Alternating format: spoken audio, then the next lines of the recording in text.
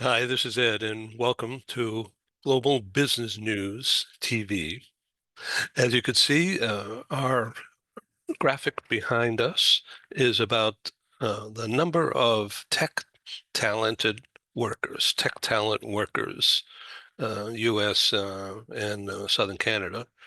As you could see in the upper right, Montreal, Toronto, and you look at the numbers there, pretty impressive what's going on. It says here on this chart, between 2018 and 23, Toronto region, which is a very large metro area, added the most tech talent jobs in North America, 95,900 at least, they say. Amazing. Now, that doesn't include Ottawa, 91,000, Montreal, 188,000. That's just amazing. There's so much going on in Canada, just over the New England-New York border in particular, and that's Ontario. And of course, Montreal, just northeast of that. And south of that is, of course, the New York metro region and Detroit further over west, and Boston. Now, I'm from Boston originally, and very close cooperation over the years, over generations, between New England states and southeastern Canada. And I'm sure it will continue. But people have to communicate better, of course. Some people call it a debate, and the theme of this short program today is about debating skills. In other words, communicating in a non-threatening manner. If your opposite, or not your opponent, but your debating partner, whoever it may be, is afraid of you, or if they are protective because they're concerned about stature and communication skills under duress, D-U-R-E-S-S. That means struggle. That means danger. So how do you deal with that? How do you ameliorate that? That's a big word. That means lessen it. So let's just look at the map here for a second before we get into tactics, strategies. Tech workers. So the tech workers are not laborers. These people are knowledge workers with deep skills. Many, particularly in the San Francisco region and other places, of course.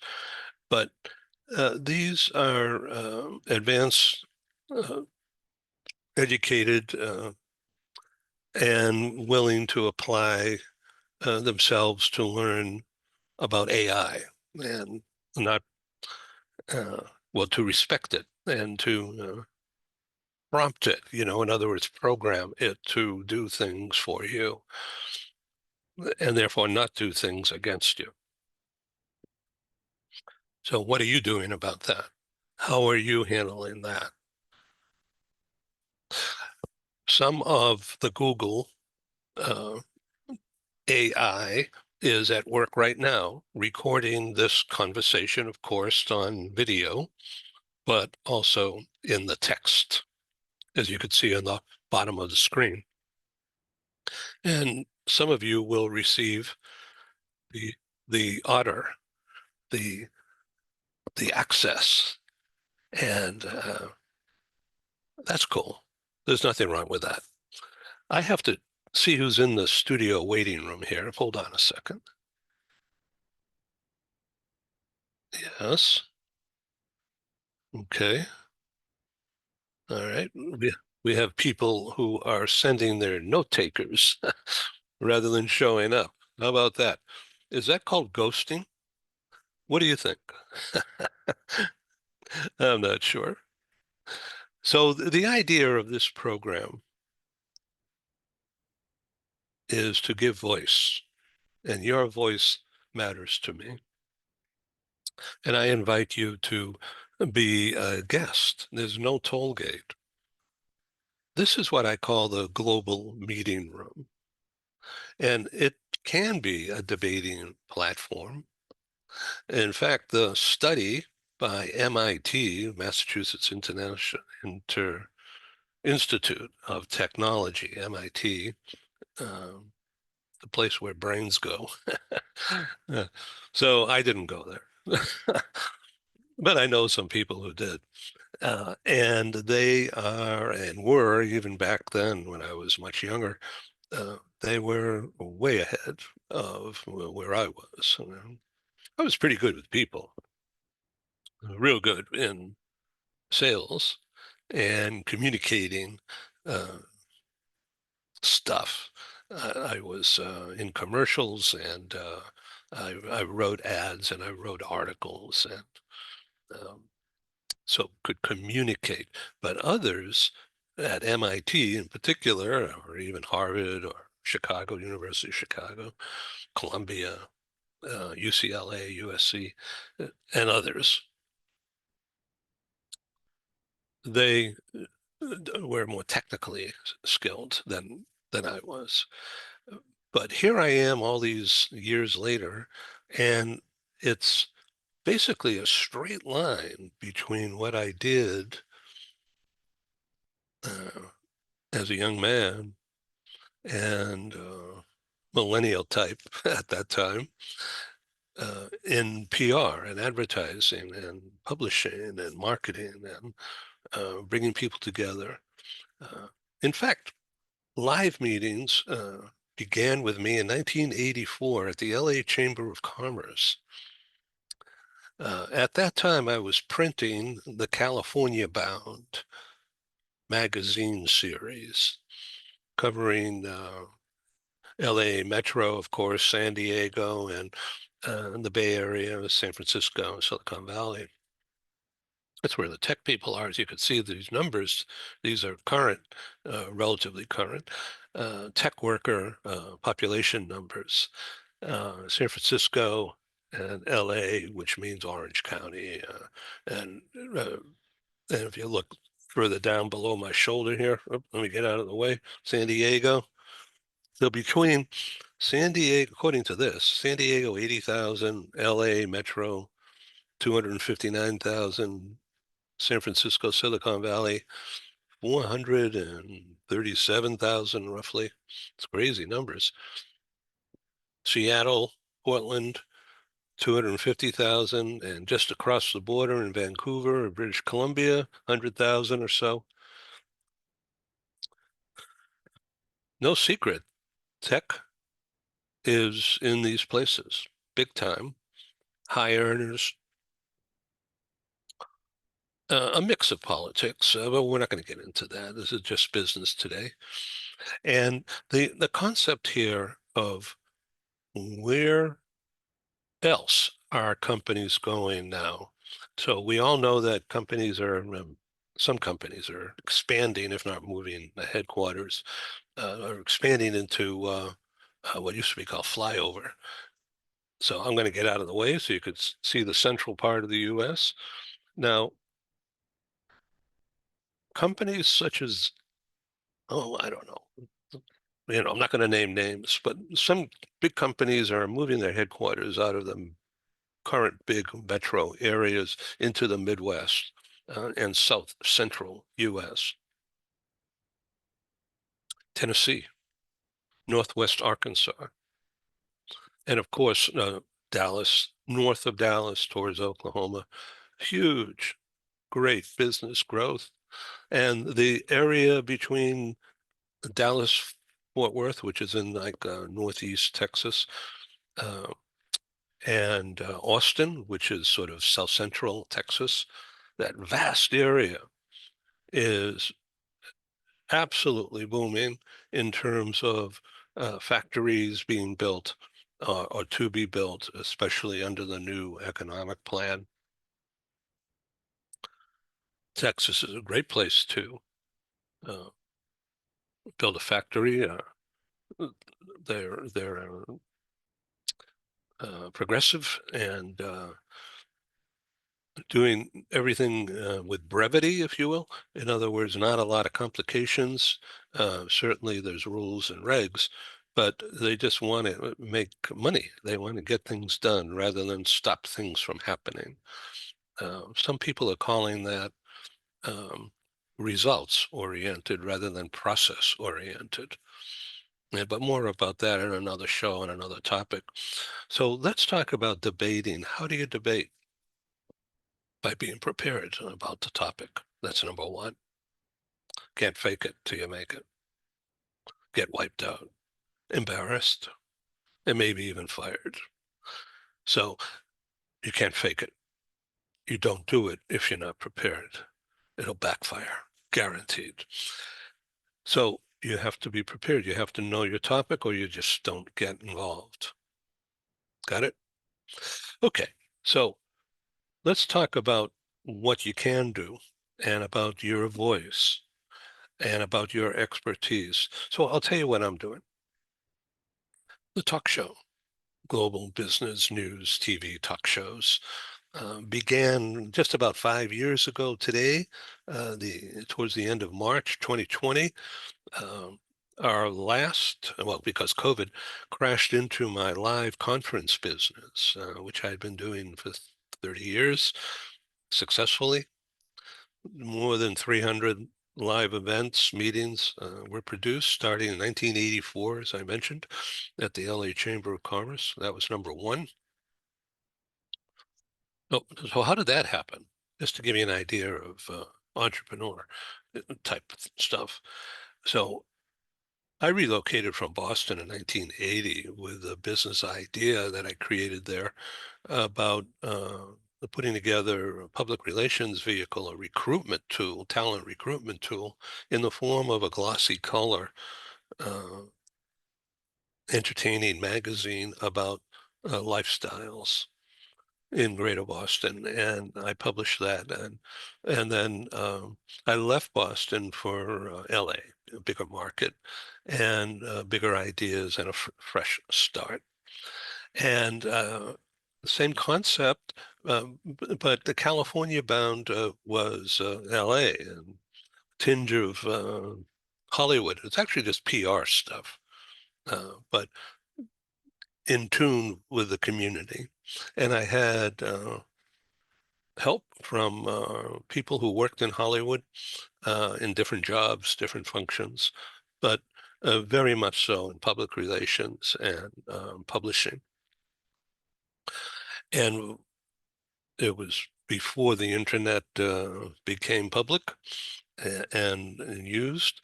Uh, and in the northern part of California, central northern Silicon Valley, was Steve Jobs developing, along with his partners, uh, desktop publishing, the Mac. And our company that I started as a family enterprise at the time used the technology, even in its experimental time. And uh,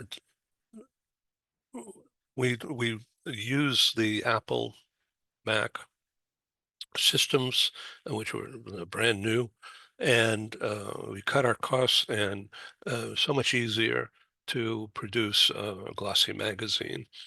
Uh, what made it even better is that through the LA Chamber of Commerce and LA Economic Development Corp, I met several people, uh, one of which was a young man from Seoul, Korea, and he was there representing some businesses in Korea to get business.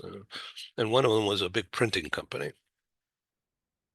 And he guaranteed me, while we were having a lunch and get to know each other, he spoke perfect English, and I didn't speak Korean. So, but we had a nice relationship. And he guaranteed that I would save more than 50% on printing, manufacturing costs by trusting him. And I did, and it worked. So our glossy magazines were not printed in the US. They were printed in Seoul, Korea.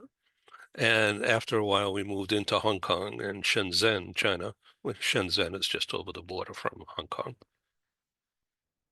But we were in Seoul, Korea. Personally, we were put up by the printing company in a beautiful Hyatt hotel in the embassy area of Seoul. It's on a hilltop. It was great. And they gave me a tour, of course, and the printing was immaculate and it was beautiful. And uh, I paid for air shipping about 1,000 copies, and the rest were put on a boat, and they showed up a couple of weeks later at the port of LA, and then they were trucked to our offices in Beverly Hills. No brainer. It just had to be managed. And so, how does debate come into all this? Well, again, it's knowledge, experience, and preparation about what is better and why. In this case, we switched from the old-fashioned way to a new way, and we convinced our customers to trust, and they did, and we delivered. We also gave our customers, this is way back then, a written 100% money-back guarantee on the quality of our services, our product, and the delivery of it. Whether we didn't guarantee, we couldn't guarantee how it would work for them, but we could guarantee what we're talking about. And that is good information, nicely designed, packaged, if you will, distributed, the deliverable. We never had a claim against us. To this day, this is our guarantee for customer service on our Global Press Club, which is nothing more than a consultancy that I started about whereby I teach, coach public speaking on camera. uh, I'm not a linguistic person, but I know how to not be afraid of this little green light up here and how to package information. Just look at this map behind me. I'll get out of the way again. Okay, I'm going to disappear. So you can see the whole thing. Okay, I'm going to go to the West Coast here. I'm stuck on Texas, but Texas is a wonderful place. We had a series of magazines we did there, TexasBound, and then we spun off HoustonBound under a franchise deal. Um, After a while, that didn't work. I took it back. And then we went on to publish and to produce and publish to produce a live series of conferences in Houston and Dallas. I loved Houston. It was just a great market for us and big distribution. Houston Metro is huge. For those of you who don't know that, it's big, I think larger than LA Metro, Southern California. And it's not only energy, but very high tech and a lot of manufacturing and shipping and tourism. And in south of Houston is the President Johnson Space Center, a space area, manufacturing, it training, just a terrific place to live as well.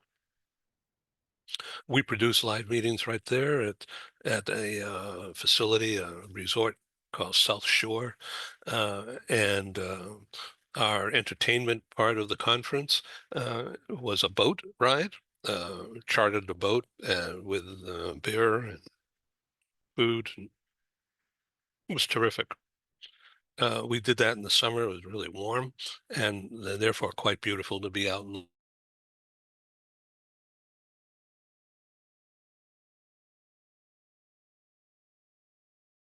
welcome you. So get back to me if you are interested.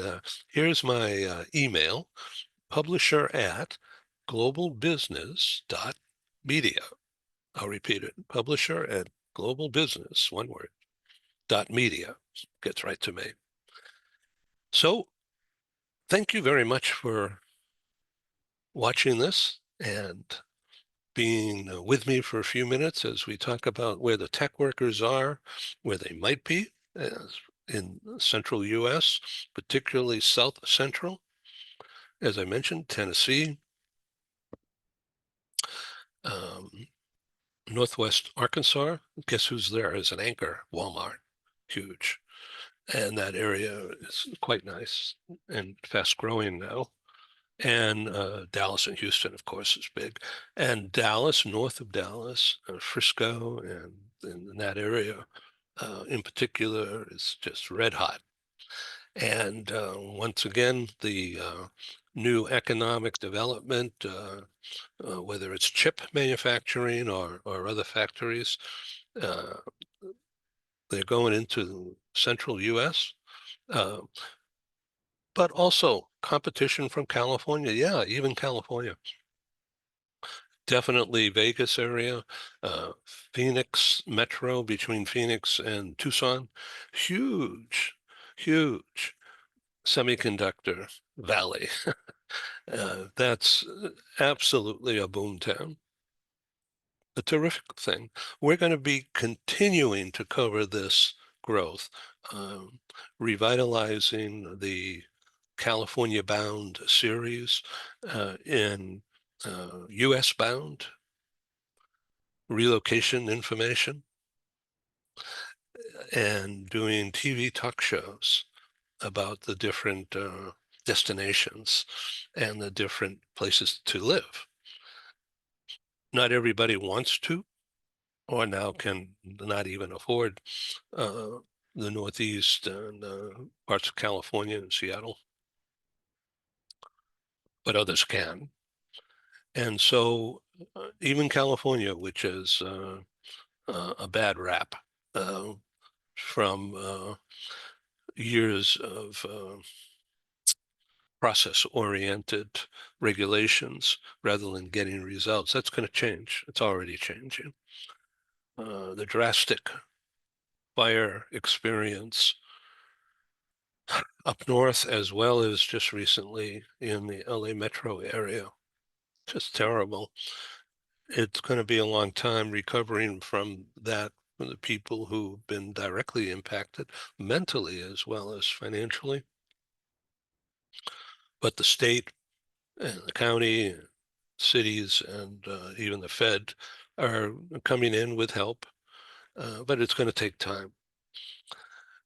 And with that is going to be a change in the regulation environment to speed things up and to make things, especially in what will likely be called special economic zones, under certain rules and regs, there'll be huge incentives for business to relocate or to invest, and right in California, and because California is not going to go away. In fact, I'm not going away either. I'm staying right here. I'm in San Diego on the far southwest corner of the U.S. along the Pacific in 92101.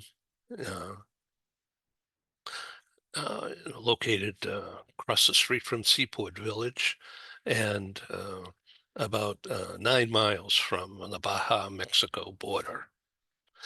So that's where I'm based, and a great place to be. So thank you again for watching this. I welcome your questions. Bye-bye. I'm going to try to hang up here.